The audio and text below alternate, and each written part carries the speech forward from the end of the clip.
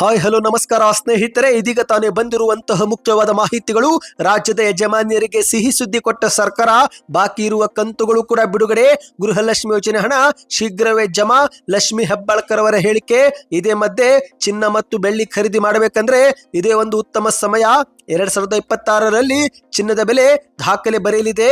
ವಿಡಿಯೋನ ನೀವು ಪೂರ್ತಿಯಾಗಿ ನೋಡಿ. ರಾಜ್ಯಾದ್ಯಂತ ಡಿಸೆಂಬರ್ 24ರವರೆಗೆ ರಾಷ್ಟ್ರೀಯ ಪಲ್ಸ್ ಪೋಲಿಯೋ ಅಭಿಯಾನ.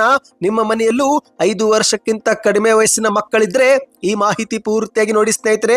ಮತ್ತೊಂದೆಡೆಯಲ್ಲಿ ಕೇಂದ್ರ ಸರ್ಕಾರದ ಬಜೆಟ್ಗೆ ಡೇಟ್ ಫಿಕ್ಸ್ ಆಗಿದೆ. ನಿರ್ಮಲಾ ಸೀತಾರಾಮನ್ ಅವರು ಮತ್ತೊಂದು ಬಜೆಟ್ ಮಂಡಿಸುತ್ತಾರೆ. ಏನಿದು ಮಾಹಿತಿ ಡೀಟೇಲ್ ಆಗಿ ನೋಡೋಣ. ಮತ್ತೊಂದೆಡೆಯಲ್ಲಿ ಸ್ನೇಹಿತರೆ, ನೀವು ಕೂಡ ರೈತರಾಗಿದ್ರೆ ನಿಮ್ಮ ಬ್ಯಾಂಕ್ ಖಾತೆಗೆ 8,000 ರೂಪಾಯಿ ಜಮೆ ಆಗಲಿದೆ.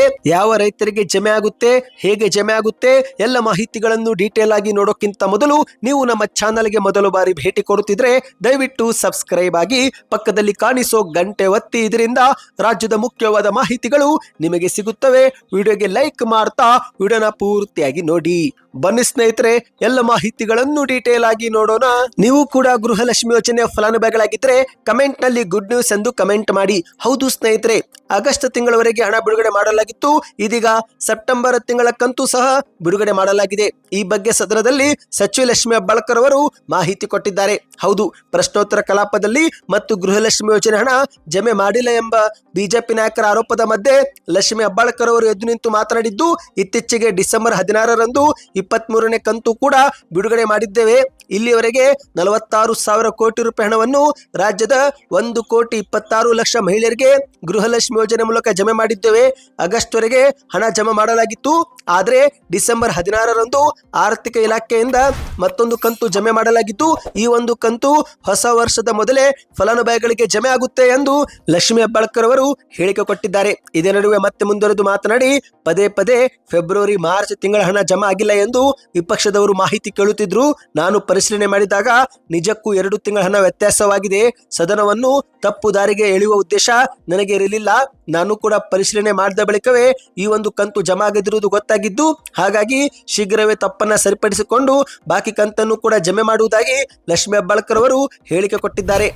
ಅಂದಹಾಗೆ ಸ್ನೇಹಿತರೆ, ಈಗ ಸಾಕಷ್ಟು ಫಲಾನುಭವಿಗಳಿಗೆ ಒಟ್ಟು 10,000 ರೂಪಾಯಿ ಜಮೆ ಆಗುವುದು ಬಾಕಿ ಇದೆ. ಹೌದು, ಮಾಹಿತಿಯ ಪ್ರಕಾರ 2025ರ ಫೆಬ್ರವರಿ ಮತ್ತು ಮಾರ್ಚ್ ತಿಂಗಳ ಕಂತು ಸಹ ಎಷ್ಟೋ ಫಲಾನುಭವಿಗಳಿಗೆ ಜಮಾ ಆಗಿಲ್ಲ ಎನ್ನುವುದು ಪರಿಶೀಲನೆ ವೇಳೆ ಗೊತ್ತಾಗಿದೆ. ಈ ಮೂಲಕ ಫೆಬ್ರವರಿ ಮತ್ತು ಮಾರ್ಚ್ ತಿಂಗಳ 4,000 ರೂಪಾಯಿ, ಅಕ್ಟೋಬರ್, ನವೆಂಬರ್, ಡಿಸೆಂಬರಿನ ಒಟ್ಟು 6,000 ಸೇರಿ ಒಟ್ಟು 10,000 ರೂಪಾಯಿ ಈಗಲೂ ಕೂಡ ಫಲಾನುಭವಿಗಳಿಗೆ ಜಮೆ ಆಗದೆ ಬಾಕಿ ಉಳಿದುಕೊಂಡಿದೆ. ಇದೀಗ ಸರ್ಕಾರ ಸೆಪ್ಟೆಂಬರ್ ತಿಂಗಳ ಕಂತು ಇತ್ತೀಚೆಗೆ ಬಿಡುಗಡೆ ಮಾಡಿದ್ದು, ಈಗೇನಿದ್ರು ಅಕ್ಟೋಬರ್, ನವೆಂಬರ್, ಡಿಸೆಂಬರ್ ಮತ್ತು ಫೆಬ್ರವರಿ ಹಾಗೂ ಮಾರ್ಚ್ ತಿಂಗಳ ಕಂತಷ್ಟೇ ಬರಬೇಕು. ಅಂದ್ರೆ ಈಗಲೂ ಕೂಡ 10,000 ರೂಪಾಯಿ ಫಲಾನುಭವಿಗಳಿಗೆ ಜಮೆ ಆಗಬೇಕಾಗಿದೆ. ಸ್ನೇಹಿತರೆ, ನಿಮ್ಮ ಬ್ಯಾಂಕ್ ಖಾತೆಗೆ ಈ ಒಂದು ಹಿಂದೆ 4,000 ರೂಪಾಯಿ ಮಿಸ್ಸಿಂಗ್ ಆಗಿದೆಯಾ, ಅಂದ್ರೆ ನಿಮ್ಮ ಬ್ಯಾಂಕ್ ಖಾತೆಗೆ ಜಮಾ ಆಗಿಲ್ವಾ, ಕಮೆಂಟ್ ಮಾಡಿ ಸ್ನೇಹಿತರೆ. ಇದರಿಂದ ಒಂದು ಉತ್ತಮ ಫೀಡ್ಬ್ಯಾಕ್ ಸಿಗುತ್ತೆ. ಬನ್ನಿ ಇದೀಗ ಮತ್ತೊಂದು ಮುಖ್ಯವಾದ ಮಾಹಿತಿಗೆ ಹೋಗೋಣ. ನೀವೇನಾದ್ರೂ ಚಿನ್ನ ಅಥವಾ ಬೆಳ್ಳಿ ಖರೀದಿ ಮಾಡಬೇಕು ಎಂದು ಕಾಯುತ್ತಿದ್ರೆ 2025 ಮುಗಿದ್ರೊಳಗೆ, ಅಂದ್ರೆ ಇನ್ನು 2 ವಾರದಲ್ಲಿ ಖರೀದಿ ಮಾಡಿದ್ರೆ ಒಳ್ಳೆಯದು ಎಂದು ಹೇಳಲಾಗಿದೆ. ಹೌದು, ಯಾಕಂದ್ರೆ ಸ್ನೇಹಿತರೆ, ಸತತವಾಗಿ ಏರಿಕೆ ಕಂಡಿದ್ದ ಚಿನ್ನ ಸ್ವಲ್ಪ ಮಟ್ಟಿಗೆ ಇಳಿಕೆಯಾಗಿದೆ. ಅಂತಾರಾಷ್ಟ್ರೀಯ ಮಾರುಕಟ್ಟೆಯಲ್ಲೂ ಕೂಡ ಚಿನ್ನದ ಬೆಲೆ ಸ್ವಲ್ಪ ಕುಸಿತ ಕಂಡು ಬಂದಿದ್ದು, ಹಾಗಾಗಿ ಈಗ ಚಿನ್ನ ಖರೀದಿ ಮಾಡಲು ಇದೊಂದು ಒಳ್ಳೆಯ ಸಮಯವೆಂದು ಹೇಳಲಾಗಿದೆ. ಹೌದು ಗೆಳೆಯರೆ, 2026ರಲ್ಲಿ ಚಿನ್ನದ ಬೆಲೆ 1,50,000 ಗಡಿ ದಾಟುವ ಸಾಧ್ಯತೆ ಇದೆ ಎಂದು ಆರ್ಥಿಕ ತಜ್ಞರು ಅಭಿಪ್ರಾಯಪಟ್ಟಿದ್ದಾರೆ. ಹೌದು, ಯಾಕಂದ್ರೆ ಸ್ನೇಹಿತರೆ, ಚಿನ್ನ ಭಾರತೀಯರಿಗೆ ಕೇವಲ ಆಭರಣ, ಒಡವೆ ಅಲ್ಲ, ಬಂಡವಾಳ ಹೂಡಿಕೆಯೂ ಕೂಡ ಆಗಿದೆ. ಹೌದು, ಮದುವೆ ಹಬ್ಬ ಸಮಯದಲ್ಲಿ ಚಿನ್ನದ ಬೇಡಿಕೆ ಹೆಚ್ಚಾಗುತ್ತೆ. ಇತ್ತ ಸಾಮಾನ್ಯ ದಿನದಲ್ಲೂ ಕೂಡ ಹಲವರು ಚಿನ್ನ ಖರೀದಿ ಮಾಡುತ್ತಿರುವುದರಿಂದ ಮತ್ತೆ ಚಿನ್ನದ ಬೆಲೆ ಏರಿಕೆ ಹಾದಿ ಮುಟ್ಟುತ್ತಿದೆ. ಸ್ನೇಹಿತರೆ, ಮುಂಬರುವ ದಿನಗಳಲ್ಲಿ 1,50,000 ಗಡಿ ದಾಟುವ ಸಾಧ್ಯತೆ ಇದೆ ಎಂದು ಹೇಳಲಾಗಿದೆ. ಇದೀಗ ಬೆಂಗಳೂರಲ್ಲಿ ಡಿಸೆಂಬರ್ 21ರ ಮಾರುಕಟ್ಟೆ ಪ್ರಕಾರ 24 ಕ್ಯಾರೆಟ್ ಅಪರಂಜಿ ಚಿನ್ನ 1 ಗ್ರಾಮು 13,451 ರೂಪಾಯಿ. ಅಂದ್ರೆ ಸ್ನೇಹಿತರೆ, 10 ಗ್ರಾಮ್ಗೆ 1,34,510 ರೂಪಾಯಿ ಆಗುತ್ತೆ. ಅದೇ ರೀತಿ ಆಭರಣ ಚಿನ್ನ ಅಂದ್ರೆ 22 ಕ್ಯಾರೆಟ್ 1 ಗ್ರಾಮು 12,330, 10 ಗ್ರಾಮ್ಗೆ 1,23,300 ರೂಪಾಯಿ. ಒಟ್ಟಿನಲ್ಲಿ ಸ್ನೇಹಿತರೆ, ಈಗಲೇ ಚಿನ್ನ ಖರೀದಿ ಮಾಡುವುದು ಬೇಸ್ ಎಂದು ಆರ್ಥಿಕ ತಜ್ಞರು ಹೇಳುತ್ತಿದ್ದಾರೆ. ಅಂತಾರಾಷ್ಟ್ರೀಯ ಮಾರುಕಟ್ಟೆಯಲ್ಲಿ ಡಾಲರ್ ಇನ್ನಷ್ಟು ಬಲಗೊಳ್ಳುತ್ತಿದ್ದು, ಹಾಗಾಗಿ ಹೂಡಿಕೆ ಮಾಡುವವರು ಇತರ ಸಾಧನಗಳ ಕಡೆ ತಿರುಗುವುದಕ್ಕಿಂತ ಚಿನ್ನದಲ್ಲಿನೇ ಹೂಡಿಕೆ ಮಾಡುತ್ತಿದ್ದಾರೆ. ಇದರಿಂದ ಮತ್ತೆ ಹಬ್ಬ ಸೇರಿದಂತೆ ಇತರೆ ದಿನಗಳಲ್ಲಿ ಚಿನ್ನ ಮತ್ತಷ್ಟು ಏರಿಕೆ ಆಗುವ ಸಾಧ್ಯತೆ ಇದೆ ಎಂದು ಹೇಳಲಾಗಿದೆ. ಒಟ್ಟಿನಲ್ಲಿ 2026 ಮುಗಿಯುವಷ್ಟರಲ್ಲಿ ಚಿನ್ನ 1,50,000 ಗಡಿ ದಾಟುವ ಸಾಧ್ಯತೆ ಇದೆ ಸ್ನೇಹಿತರೆ. ಈ ಬಗ್ಗೆ ನಿಮ್ಮ ಅನಿಸಿಕೆಯನ್ನು ಕಮೆಂಟ್ ಮಾಡಿ. ನಿಮ್ಮ ಪ್ರಕಾರ ಚಿನ್ನ ಇನ್ನಷ್ಟು ಕುಸಿತ ಕಾಣಬೇಕೋ ಅಥವಾ ಏರಿಕೆ ಆಗಬೇಕೋ, ನಿಮ್ಮ ಅನಿಸಿಕೆಯನ್ನು ಎಂಬುದನ್ನು ಕಮೆಂಟ್ ಮಾಡಿ. ಬನ್ನಿ ಸ್ನೇಹಿತರೆ, ಮತ್ತೊಂದು ಮಾಹಿತಿಗೆ ಹೋಗೋಣ. ನಿಮ್ಮ ಮನೆಯಲ್ಲಿ 5 ವರ್ಷಕ್ಕಿಂತ ಕಡಿಮೆ ವಯಸ್ಸಿನ ಮಕ್ಕಳಿದ್ರೆ ಕರ್ನಾಟಕದಾದ್ಯಂತ ಇಂದಿನಿಂದಲೇ 24 ಡಿಸೆಂಬರ್ ವರೆಗೆ ರಾಷ್ಟ್ರೀಯ ಪಲ್ಸ್ ಪೋಲಿಯೋ ಅಭಿಯಾನ ನಡೆಯುತ್ತಿದ್ದು, ಹಾಗಾಗಿ ಹತ್ತಿರದ ಅಂಗನವಾಡಿ ಕೇಂದ್ರ ಅಥವಾ ಇತರೆ ಒಂದು ಕೇಂದ್ರಕ್ಕೆ ಭೇಟಿ ಕೊಟ್ಟು ಪೋಲಿಯೋವನ್ನು ಹಾಕಿಸಿಕೊಳ್ಳಬೇಕು. ಹೌದು, ದೇಶವನ್ನು ಪೋಲಿಯೋ ಮುಕ್ತವನ್ನಾಗಿಸುವ ನಿಟ್ಟಿನಲ್ಲಿ ರಾಜ್ಯಾದ್ಯಂತ ಡಿಸೆಂಬರ್ 24ರವರೆಗೆ ರಾಷ್ಟ್ರೀಯ ಪಲ್ಸ್ ಪೋಲಿಯೋ ಅಭಿಯಾನ ಆರಂಭವಾಗಿದೆ.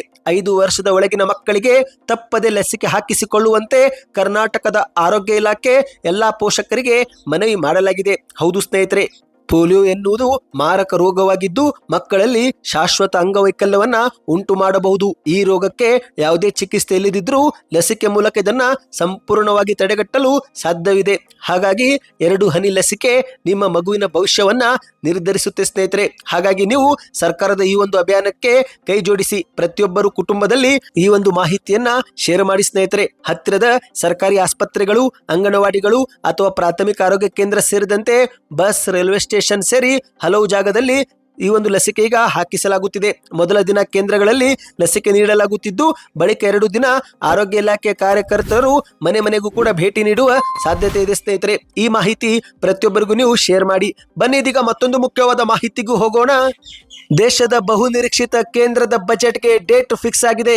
ಹಣಕಾಸು ಖಾತೆಯ ಸಚಿವೆ ನಿರ್ಮಲಾ ಸೀತಾರಾಮನ್ ಅವರು ಮತ್ತೊಮ್ಮೆ ಬಜೆಟ್ ಮಂಡಿಸಲಿದ್ದಾರೆ. ಹೌದು ಸ್ನೇಹಿತರೆ, ಕೇಂದ್ರದ ಬಜೆಟ್ ಘೋಷಣೆಯ ದಿನಾಂಕ ಅಂತಿಮಗೊಳಿಸಲಾಗಿದೆ. ಮುಂದಿನ ವರ್ಷ ಅಂದ್ರೆ 2026ರ ಫೆಬ್ರವರಿ 1ರಂದು ಕೇಂದ್ರವು 2026-27ರ ಹಣಕಾಸು ವರ್ಷದ ಬಜೆಟ್ ಅನ್ನ ಸಂಸತ್ನಲ್ಲಿ ಪ್ರಕಟಿಸಲಿದೆ. ಈ ಬಾರಿಯೂ ಸಹ ಕೇಂದ್ರದ ಹಣಕಾಸು ಸಚಿವೆ ನಿರ್ಮಲಾ ಸೀತಾರಾಮನ್ ಅವರೇ ಈ ಒಂದು ಬಜೆಟ್ ಅನ್ನ ಮಂಡಿಸಲಿದ್ದಾರೆ. ಫೆಬ್ರವರಿ 1 ಭಾನುವಾರ ಬಂದಿದ್ರೂ ಕೂಡ ಅದೇ ದಿನದಂದು ಹಣಕಾಸು ಖಾತೆ ಸಚಿವೆ ನಿರ್ಮಲಾ ಸೀತಾರಾಮನ್ ಅವರು ಬಜೆಟ್ ಮಂಡಿಸಲಿದ್ದಾರೆ ಎಂದು ಹೇಳಲಾಗಿದೆ. ಹೌದು, ಈಗಾಗಲೇ ಡಿಸೆಂಬರ್ ಅಂತ್ಯದಿಂದಲೇ ಪೂರ್ವಭಾವಿ ಸಭೆಗಳು ಆರಂಭವಾಗಿದೆ. ಯಾವುದಕ್ಕೆ ಎಷ್ಟು ಹಣ ಮೀಸಲಿಡಬೇಕು ಎಂಬ ಕುರಿತಂತೆ ಸತತವಾಗಿ ಕೇಂದ್ರದ ಮಟ್ಟದಲ್ಲಿ ಚರ್ಚೆ ಮಾಡಲಾಗುತ್ತಿವೆ. ಹಣದುಬ್ಬರ ಏರಿಕೆ ಮತ್ತು ಡಾಲರ್ ವಿರುದ್ಧ ರೂಪಾಯಿ ತೀವ್ರವಾಗಿ ಕುಸಿಯುತ್ತಿರುವುದರಿಂದ ಯಾವ ರೀತಿ ಭಾರತೀಯ ಕರೆನ್ಸಿಯನ್ನ ಬಲಗೊಳಿಸಬೇಕು ಎಂಬ ಕುರಿತಂತೆ ಚರ್ಚೆ ಮೇಲೆ ಚರ್ಚೆ ಮಾಡಲಾಗುತ್ತಿದೆ. ಅಂದಹಾಗೆ ಸ್ನೇಹಿತರೆ, ಈ ಬಾರಿ ಫೆಬ್ರವರಿ 1 ಭಾನುವಾರ ಬಂದರೂ ಅದೇ ದಿನಾಂಕವನ್ನ ನಿಗದಿಪಡಿಸಿದ್ದಾರೆ. ಇದರ ಹಿಂದೆ ಹಲವು ಕಾರಣವಿವೆ. ಹೌದು, ಮೋದಿ ಸರ್ಕಾರ 2017ರಿಂದ ಫೆಬ್ರವರಿ 1ರಂದೇ ಬಜೆಟ್ ಮಂಡಿಸುತ್ತಿದೆ.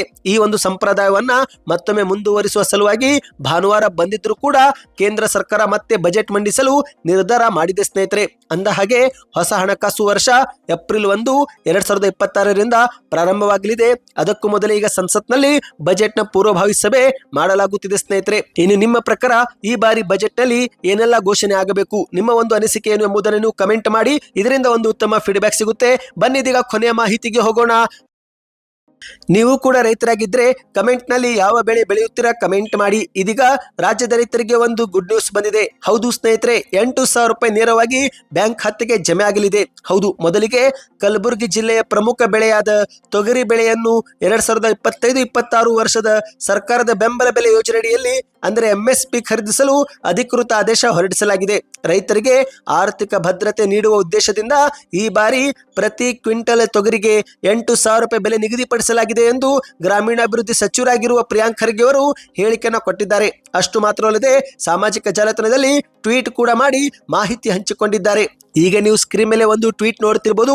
ಇದು ಪ್ರಿಯಾಂಕ್ ಖರ್ಗೆ ಅವರೇ ಮಾಡಿದ ಟ್ವೀಟ್ ಆಗಿದೆ. 2025-26ನೇ ಸಾಲಿನ ಸರ್ಕಾರದ ಬೆಂಬಲ ಬೆಲೆ ಯೋಜನೆಯಡಿಯಲ್ಲಿ ತೊಗರಿ ಖರೀದಿಗೆ ಆದೇಶಿಸಲಾಗಿದೆ. ಕಲಬುರಗಿ ಜಿಲ್ಲೆಯಲ್ಲಿ ಬೆಂಬಲ ಬೆಲೆ ಯೋಜನೆಯಡಿಯಲ್ಲಿ ಪ್ರತಿ ಕ್ವಿಂಟಲ್ ತೊಗರಿಗೆ 8,000 ರೂಪಾಯಿ ದರದಲ್ಲಿ ಪ್ರತಿ ಎಕರೆಗೆ 4 ಕ್ವಿಂಟಲ್ ಅಂತೆ ಹಾಗೂ ಫ್ರೂಟ್ಸ್ ತಂತ್ರಾಂಶದಲ್ಲಿ ಲಭ್ಯವಿರುವಂತೆ ರೈತರು ತೊಗರಿ ಬೆಳೆದ ಜಮೀನಿನ ವಿಸ್ತೀರ್ಣಕ್ಕೆ ಅನುಗುಣವಾದ ಪ್ರಮಾಣದಲ್ಲಿ ಖರೀದಿಸಲು ಅನುಮತಿ ನೀಡಲಾಗಿದೆ ಎಂದು ಬರೆದಿದ್ದಾರೆ.